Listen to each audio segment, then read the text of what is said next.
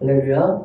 오늘도 주님이 주시는 귀한 은혜가 우리 사랑하는 좋은 육교의 모든 성도들 삶의 자리에 충만하게 임하시기를 주님의 이름으로 간절히 축원합니다.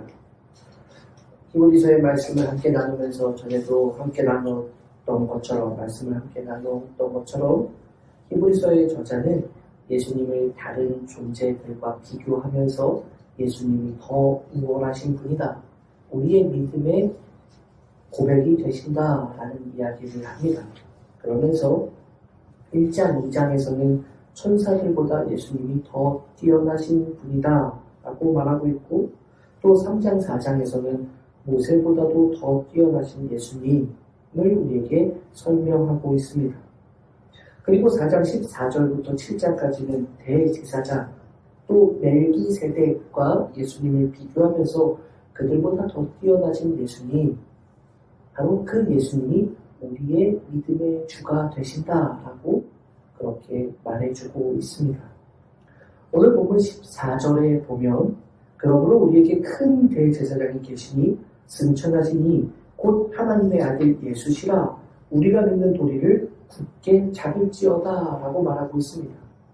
전사보다도 예수님은 우월하시다라는 것을 이야기했고, 그 율법의 가장 위대한 인물이라고 유대인들, 히브리인들이 생각했던 모세보다도 예수님은 더욱더 위대하신, 우월하신 분이다라는 것을 이야기했고, 이제는 대제사장으로서 멜기세덱이라는 그 인물과 또 비교해가면서 예수님은 그 사역적인 부분에서 맡겨주신 일에서도 모든 것들보다 특별히 오늘 보면서 대제사장보다 더 뛰어나신 분이라고 우리에게 말해주고 있는 것입니다. 예수님은 대제사장이신데 다른 대제사장들과는 다른 분이시다라는 것을 말하고 있는데, 여러분 오늘 이 비교의 내용을 우리가 주목해 보면서 함께 말씀을 나눠보려고 합니다. 히브리서 기자는 오늘 본문에서 예수님을 무엇이라고 말한다고요? 대제사장이라고 말하고 있습니다. 대제사장. 여러분 우리가 잘 아는 것처럼 하나님과 사람 사이의 중보자와 같은 역할을 했던 사람이 대제사장입니다. 구약의 전통에서 사람이 직접 하나님께로 나아갈 수가 없었고, 하나님과 인간 사이에 예배를 드리기 위해서는 반드시 제사장들이, 그리고 그 제사장들 위에는 한 명의 대제사장이 있어서 그 대제사장이 모든 하나님과 사람들 사이의 연결, 가교 역할을 했던 것입니다. 구약의 전통에서 그러했었습니다. 죄인인 사람이 하나님 앞에 직접 나아갈 수가 없기 때문에 대제사장이 예배를 통해서 하나님 앞에 우리의 죄를 아뢰고 희생 제물을 하나님 앞에 드리면서 우리의 모든 죄를 그 제물에 전가하고, 그러면 그 제물을 하나님 앞에 드리면서 하나님의 대속의 은혜를 경험하면서 그렇게 예배를 드리는 것입니다. 바로 그것을 통해서만 하나님과 사람 사이에 연결이 되는 것입니다. 그런데 그 역할을 하는 사람이 바로 대제사장인데, 오늘 본문에서는 예수님도 대제사장이라고 말하고 있는데 말입니다. 예수님은 다른 대제사장들과는 차이가 있다는 것을 또한 이야기하고 있습니다. 전에 우리가 말씀을 함께 나눌 때 모세와 예수님을 비교할 때 어떻게 했었죠? 공통점을 말하고 또 차이점을 말하지 않았습니까? 마찬가지로 오늘 본문에서도 예수님과 대제사장들의 공통점과 차이점을 이야기하면서 예수님이 왜 우리의 믿음의 주가 되시는지를 또 히브리서 기자는 우리에게 설명해 주고 있습니다. 대제사장이라고 예수님을 말하고 있는데 아론 반열의 대제사장들의 공통점을 지금 말해주고 있습니다. 대제사장들의 공통점은 무엇이냐? 먼저 하나님의 부르심 안에서 그 사명을 감당했다라는 것입니다. 우리가 읽지는 않았지만 5장 4절 저자는 이렇게 말합니다. 이 존귀는 아무도 스스로 취하지 못하고 오직 아론과 같이 하나님의 부르심을 받은 자라야 할 것이니라 라고 그렇게 말하고 있고, 5절도 보면 또한 이와 같이 그리스도께서 대제사장 되심도 스스로 영광을 취하신 게 아니요 오직 말씀하신 이가 그에게 이르시되 너는 내 아들이니 내가 오늘 너를 낳았다 하셨고 6절 또한 이와 같이 다른 데서 말씀하시되 내가 영원히 멜기세덱의 반차를 따르는 제사장이라 하셨으니 라고 이렇게 말하면서 아론 계열의 대제사장도 또 예수님도 모두 대제사장이지만 이 모든 것들은 스스로 얻은 것이 아니라 모두 다 무엇이다? 하나님의 부르심 안에서만 허락된 것이다 라고 그렇게 이야기하고 있습니다. 여러분 이 말씀을 우리가 전에도 함께 나누었던 것이죠. 우리가 거룩하다라고 하는 그 거룩은 어디에서 오느냐? 나에게서 오는 것이 아니라 무엇 때문에 왔다고 그랬습니까? 하나님의 부르심의 자리 안에 있을 때 우리는 거룩해지는 것이다. 주님의 부르심 안에서만 거룩하다라는 이야기를 우리가 전 시간의 말씀을 통해서 함께 나누지 않았습니까? 그래요. 똑같은 거예요. 아론의 계열을 따라서 이루어진 그 대제사장들의 반열이 있잖아요. 그 대제사장들도 마찬가지로 예수님도 스스로 내가 대제사장이 되겠어 라고 대제사장이 된 것이 아니라는 이야기입니다. 어떻게 대제사장이 되었느냐? 그래요. 대제사장이 될 수 있었던 이유는 바로 그가 하나님께서 부르셨기 때문이다 라고 이야기하고 있습니다. 중요한 겁니다.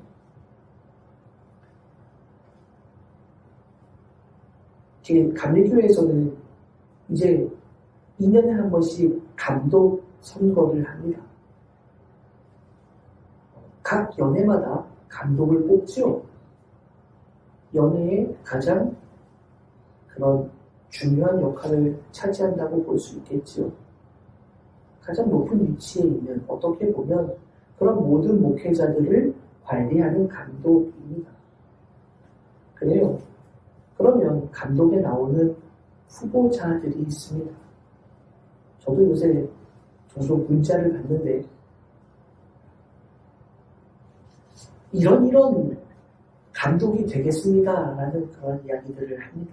나는 내가 앞으로 2년 동안 이제 감독으로서 이런 감독이 되겠습니다 라는 이야기들을 합니다. 그런데 정말 중요한 것은 말입니다. 감독은 내가 되는 것이 아니다라는 것을 우리 모두가 알아야 됩니다. 목회자도 마찬가지, 성도들도 마찬가지입니다. 감독이든 목사이든 장로든 권사든 집사든 내가 되고 싶어서 내가 원해서 되는 것이 아니라는 사실을 가장 먼저 알아야 됩니다. 그 모든 것들은 다 하나님이 세워주셔야 가능하다라는 것을 여러분 기억해야 됩니다. 내가 잘나서 되는 거 아닙니다. 내가 그만한 능력이 있어서 되는 거 아닙니다. 내가 그만한 자격 요건을 갖췄기에 목사가 되는 것도 감독이 되는 것도 아니다라는 사실을 우리는 가장 먼저 알아야 됩니다. 하나님이 세워주시면 그 세워주신 안에서만 된다라는 사실을 우리는 놓치지 말아야 됩니다. 바라기는 저는 이번 감독이 부디 그런 감독이 되었으면 좋겠습니다.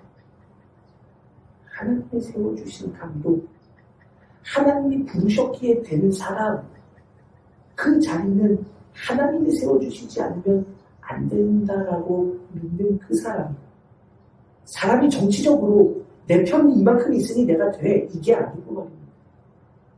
진짜 하나님이 세워주신 사람이 감독이 되었으면 좋겠습니다. 그래요. 대제사장이든 예수님조차도 하나님이 세워주셨기에 대제사장의 역할을 하는 거다라고 히브리서 기자는 우리에게 가르쳐주고 있습니다. 사랑하는 여러분, 그 누구도 하나님의 부르심 안에서만 맡겨주신 사명을 감당한다는 사실을 저도 여러분들도 잊지 않기를 간절히 소원합니다. 여기서 우리가 주목해볼 또 한 가지가 있습니다. 아무도 스스로 차지하지 못한다라고 말하는데 그 앞에 보면, 다른 역본에 보면 이 직무는, 이 존귀는 아무도 스스로 취하지 못한다라고 하는데 이것을 다른 역본에는 보면 이 영예로운 직무라고 번역해주고 있습니다. 영의 영광이라는 것이죠. 그럼 이것도 또 우리가 주목해봐야 합니다. 사도 베드로는 베드로의 서신, 베드로가 보낸 서신에서 이렇게 말합니다. 그러나 너희는 택하신 족속이요 왕같은 제사장들이요 거룩한 나라요 그의 소유가 된 백성이라고 말하면서 우리가 제사장이다 라고 그렇게 말해주고 있습니다. 그러면 이 표현에서 우리가 맡은 이 직분도 영광스러운 영예로운 직무라고 말하고 있는 왕같은 제사장, 영광스러운 그러한 직무라고 말하고 있는데 왜 도대체 이것이 영광스러운가? 우리 역시도 우리가 제사장이라면 왕같은 제사장이라면 그런 영광스러운 제사장이라면 우리에게도 맡겨진 이 직무는 영광스러운 것이 되는 겁니다. 그러면 여러분 도대체 무엇이 이 직무를 영광스럽게 하는가? 다시 생각해보면 그래요. 이 존귀, 우리가 맡고 있는 이 제사장의 직무는 정말 영광스러운 것이다 라고 히브리서의 기자도 말하고 베드로 사도도 너희는 왕처럼 정말로 영광스러운 제사장이야 라고 말하고 있습니다. 그러니 우리가 맡고 있는 이 직분, 제사장의 직분은 정말로 영광스러운 직분, 직무라고 말하고 있는 것입니다. 그런데 여러분 생각해 보세요. 도대체 무엇이 이 직무를 영광스럽게 하는가? 이 직무를 감당하면 우리에게 돌아오는 어떤 영광스러운 것들, 유익한 것들이 있기 때문에 그렇습니까? 좀 목사지만 말이에요. 지금은 개척교회 목사니까 더 힘들겠다라고 많은 사람들도 생각하겠지만 예전에 부목사로 있을 때도 그렇고 목회자로서 제가 25세 교육전도사를 나와 시작하면서 지금까지 계속해서 사역을 감당하고 있는데 이 사역을 감당하고 있는 모든 날들 동안 사역을 감당하기에 내게 어떠한 영광스러운 것이 돌아왔던가? 라고 생각해보면 글쎄요, 쉽지 않은 것 같습니다. 예전에 어떤 분이 저한테 그러더라고요. 예전엔 얼굴이 많이 상했었다. 근데 요새 오랜만에 김포 와서 보니 얼굴이 많이 좋아졌네? 라는 이야기를 합니다. 부교육자로서 사명을 감당하는 시간들 동안에도 내게 무엇이 삶의 자리에서 생각해보는 영광스러운 것이 있었는가? 그런 돌아오는 좋은 것들이 있어서 영광스러운 것인가? 아니에요. 그런 것 때문에 영광스럽다고 말하는 것이 아닙니다. 실제로 그러니까요. 그러면 이 직분이 영광스러운 것, 하나님의 영예로운 직무라고 말하는 이것은 도대체 무엇 때문일까? 내가 그것을 통해서 무엇을 얻기 때문에 영광스러운 것이 아니라 바로 그 영광스러운 것은 왜 영광스러운 것이냐? 하나님께서 허락하신 것이기 때문에 영광스러운 것이다. 영예로운 것이다 라고 그렇게 말해주고 있는 것입니다. 전에도 말씀을 나누었는데 여러분 우리의 거룩은 하나님이 거룩한 자리로 우리를 불러주시기 때문에 거룩하다라는 것처럼 주님이 우리를 부르신 자리 안에서만 그 직무를 감당하기에 여러분 제가 지금 목사로 여러분 앞에 서 있는 것 또 여러분이 어떠한 직무를 가지고 그런 직분을 가지고 교회에서 섬기며 나아간다는 것 또 어떤 이는 감독으로 또 어떤 이는 감리사로 그런 모든 일들을 감당한다는 것 그것들이 왜 영광스러우냐 도대체 그것을 통해서 무엇을 얻어서가 아니란 말입니다. 오히려 얻는 것은 더 없고 더 힘들고 더 괴로운 것 같아도 그것이 영광스러운 유일한 이유는 무엇이냐? 하나님이 부르신 것이기 때문에 그렇다라는 사실을 우리 모두 잊지 말아야 됩니다. 그리고 목사로서 살아간다는 건 참 힘듭니다. 참 어렵고 어떨 때는 정말 힘들구나 하고 지칠 때도 있는 것도 사실입니다. 부끄럽지만 그런데 여러분 말이에요. 목사로서 살아가면서 나한테 무엇이 돌아오는 것이 없어도 말입니다. 이 직분이 영광스러운 이유는 하나님이 세우셨다는 그 믿음 안에 있기 때문에 그러한 것입니다. 하나님이 나를 부르셨기에 이 직분을 감당하고 있구나. 내가 자격이 있어서가 아니라 하나님이 부르셨기에 지금도 이것을 하고 있구나. 이 직분을 감당하고 있구나. 바로 그것이 영광스러운 것이다 라고 히브리서 기자도 또 베드로 사도도 우리에게 말해주고 있는 것입니다. 오늘 여러분들도 그것을 잊지 않는 우리 모두가 될 수 있기를 간절히 소원합니다. 목사는 제사장이 아닙니다. 베드로 사도가 너희 모두가 라고 말하고 있지 않습니까? 여러분도 마찬가지. 하나님은 오늘도 우리를 왕과 같은 제사장으로 부르십니다. 영예로운 직무를 우리에게 허락해 주십니다. 바로 그것이 주님이 주신 것이기에 우리에게 영예로운 것, 영광스러운 것으로 고백하며 오늘도 그 믿음의 길을 걸어가는 여러분들이 될 수 있기를 간절히 소원합니다. 내가 갖고 싶다고 가진 것이 아닙니다. 주님이 주셔야만, 하나님이 허락해 주셔야만 내게 돌아오는 것이라는 것을 믿고 그 믿음 안에서 오늘도 나에게 허락해 주신 그 영광스러운 직분을 아름답게 감당하는 복된 믿음의 자녀들이 되시기를 간절히 소원합니다.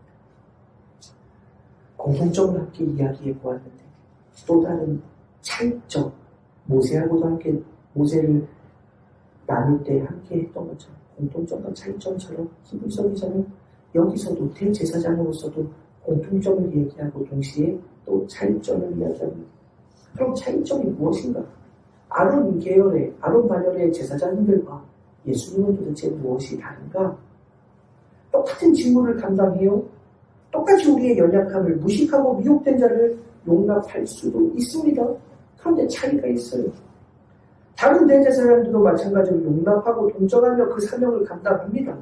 그러나 예수님과의 분명한 차이가 있는데 바로 예수님은 죄가 없으시다라는 것입니다. 대제사장들도 주님이 부르셔서 그 영광스러운 직무를 감당하지요. 그런데 예수님과의 차이점이 바로 여기에 있습니다. 그들은 대제사장들도 그 역할을 모든 백성들의 죄를 용서하는 그 역할을 감당하지만 정작 자신도 죄인이기 때문에 자신의 죄를 용서를 받아야 되지만 예수님은 죄가 없으신 분이다 라고 성경은 우리에게 말씀하고 있습니다. 똑같은 역할을 감당해도 아론 반열의 제사장들은 죄가 있기에 백성을 위한 속죄제뿐만 아니라 자신을 위한 속죄제도 드려야 하지만 예수님은 그렇지 않다는 것입니다. 오늘 이것을 생각해보고 다시 한번 말씀의 은혜를 나눠보려고 합니다. 여러분, 우리도 역시 제사장 아닙니까? 아론 계열의 제사장들이 감당하던 그 역할을 오늘 우리 예배의 자리에서도 그렇게 감당하지 않습니까? 어떤 이들은 예배를 위해 안내를 섭니다. 어떤 이들은 예배를 위해 기도를 준비합니다. 어떤 이들은 예배를 위해 찬양대로 섭니다. 어떤 이들은 예배를 위해 맡겨진 역할들을 다양하게 감당합니다. 그래요. 우리는 오늘 우리의 신앙의 자리에서 우리 모두는 다 제사장의 역할을 감당합니다. 주님처럼 동일한 역할을 직분을 받고 영광스러운 직무를 감당하며 그렇게 맡겨주신 사명을 감당하며 오늘도 우리의 예배, 하나님 앞에 드려지는 아름다운 예배를 준비하고 드리고 있습니다. 그런데 우리가 그런 역할을 한다고 해서 우리가 해서는 안 되는 착각을 우리는 가끔 하는 것을 볼 때가 있습니다. 우리가 교회에서 말이에요. 대단한 역할을 하는 것 같고 말입니다. 특별히 말이에요. 목사들은, 부끄럽지만 목사들은 말이에요. 하나님의 말씀을 대언한다라고 하니 마치 내가 가장 대단한 사람인 것처럼 착각을 하기도 합니다. 죄송하지만 장로님들도 교회에서 대표 기도를 하고 교회에서 중책을 맡으니까 어떨 때는 착각을 합니다. 내가 교회에서 가장 높은 사람이라는 착각을 합니다. 그런데 여러분, 주님의 일을 하면서 말이에요. 주님이 맡겨주신 사명을 감당하면서 그것이 점점 더 커질수록 신앙의 연륜이 쌓이면서 점점 더 내 역할을 감당해야 되는 것들이 많아지면 많아질수록 여러분 우리는 그 착각을 넘어서서 마치 주님의 자리에까지 내가 올라가 있는 것처럼 착각을 할 때가 있습니다. 그래서 어떠리는 말입니다. 아무개를 뽑지 않으면 선거에서 아무개를 뽑지 않으면 내가 생명책에서 그 이름을 지워버릴 거야 라고 말하는 그런 몰지각한 목사도 있지 않습니까?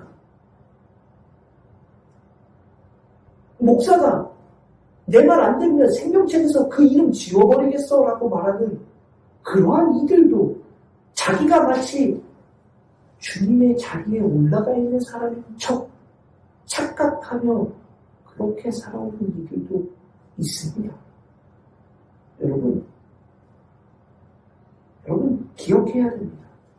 우리가 주님처럼 똑같은 역할을 감당한다고 해서 주님이 하시는 그 역할과 똑같은 것을 내가 지금 우리도 감당한다라고 해서 여러분 내 자리가 주님의 자리까지 올라가 있는 것이 아니라는 것을 잊지 말아야 합니다. 우리는 여전히 죄인이라는 것. 대제사장들이 예수님과 똑같은 역할을 감당했어도 여전히 다른 것은 그들은 죄인이다.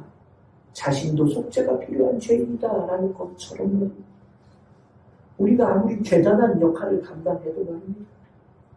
아무리 위대한 목회자라고 해도 말입니다. 여러분, 우리는 여전히 죄인입니다. 예수님과 같이 똑같은 자리에 설 수 없는 연약한 죄인일 뿐입니다. 마틴 루터는 우리에게 그런 이야기를 합니다. 우리는 십자가에서 의인과 동시에 죄인과 동시에 의인이 된다. 여전히 죄인이지만 주님의 용서하심으로 의인이 된 죄인이라는 사실을 우리는 기억해야 됩니다. 그래요. 마지막 부분은 우리가 이것을 생각하며 말씀을 통해 우리의 신앙의 자리를 점검해 보려고 합니다. 사랑하는 여러분, 목사로서 어저께 그 주소록 감리교회 주소록인데 주소록을 이렇게 오타를 수정해 달라고 제 문자가 온 걸 서기 목사님한테 문자가 온 걸 보면서 제 이름 옆에 정혜원 목사로서 10년째가 되었다. 올해 목사 안수를 받고 10년째 되는 해가 되었다라는 것을 보면서 제가 그런 생각을 했습니다. 목사로서 10년을 살아오면서 그 이전에 전도사 이런 건 다 생각하지 않고 목사 안수를 받고 나서도 10년의 이 세월 동안 돌이켜보면 말입니다. 대단한 목사로서 살아오지는 못했지만 말입니다. 어떨 때 말이에요. 목사가 되고 나니 말입니다. 부끄럽지만 말입니다. 목사가 되고 나니 어떨 때는 말이에요. 목사가 대단한 것처럼 보일 때가 있더란 말입니다. 사실 아무것도 아닌데 말입니다. 제가 말이에요. 목사로서 또 주중에는 개척교회 목사니까 일도 하면서 말입니다. 세상에서는 말이에요. 목사가 아무것도 아니지 않습니까? 그런데 교회에서는 목사가 되고 나니 마치 대단한 것처럼 그렇게 착각을 할 때도 있더라는 말입니다. 그리고 우리 신앙의 자리에서 이것은 정말 중요한 것입니다. 때로는 말이에요. 신앙의 연륜이 자라가고 목회자로서는 전도사에서 목사로, 목사에서 또 그 목사들 중에 더 높은 자리로, 또 감독으로 올라가면 올라갈수록 마치 내가 주님과 같은 자리에 앉아있는 것과 같은 착각을 갖는 많은 이들을 봅니다. 병신들도 마찬가지. 집사일 때보다 권사일 때, 권사일 때보다 장로일 때가 됩니다. 장로 중에서도 지방에 가서 또 연회에 가서 총회의 대표가 되고 그러다 보면 말이에요. 내가 마치 주님처럼 주님의 자리까지 올라가 있는 것처럼 착각을 하는 분들도 있더라는 말입니다. 여러분 기억하십시오. 주님이 불러주셔서 이 역할을 감당하는 것이고 주님이 허락해 주셨기에 그것 때문에 우리는 이 사명을 감당하는 것입니다. 그러나 그 역할을 감당해도 여전히 죄인이라는 사실을 결코 잊지 말아야 됩니다. 우리가 죄인이라는 것을 잊는다면 때로는 예수님의 자리, 아니 어떨 때는 예수님의 자리에서 예수님을 끌어내고 내가 그 자리에서 예수님처럼 살아가고 이단의 괴수들도 있지 않습니까? 사랑하는 여러분, 저도 여러분들도 하나님의 부르심에 알맞는 목회자, 성도들, 하나님이 불러주셨기에 영광스러운 직무를 감당하면서 그럼에도 여전히 죄인이라는 것을 고백하는 믿음의 일꾼으로 살아갈 수 있는 복된 주의 자녀들이 되시기를 간절히 소원합니다. 바로 그것이 우리에게 허락해 주신 하나님의 은혜의 선물이라는 것을 왕같은 제사장으로 불러주신 하나님의 은혜라는 것을 기억하며 오늘도 주님의 자리를 넘보는 교만이 아니라 주님이 허락해 주신 그 직무를 감당하며 그것에 영예로운 직무의 그 믿음의 고백을 가지고 더욱더 겸손히 맡겨주신 사명을 감당하는 저도 사랑하는 성도님들도 되시기를 주님의 이름으로 간절히 축원합니다. 기도하겠습니다. 하나님 감사합니다. 주님이 우리를 불러주셨는데 착각할 때가 얼마나 많은지 모릅니다. 주님이 세워주시는 영광인데 더욱더 높아지려고만 합니다. 그래서 때로는 주님의 자리에까지 오르려고 하고 더 나아가 주님을 끌어내고 내가 그 자리에 서려고도 합니다.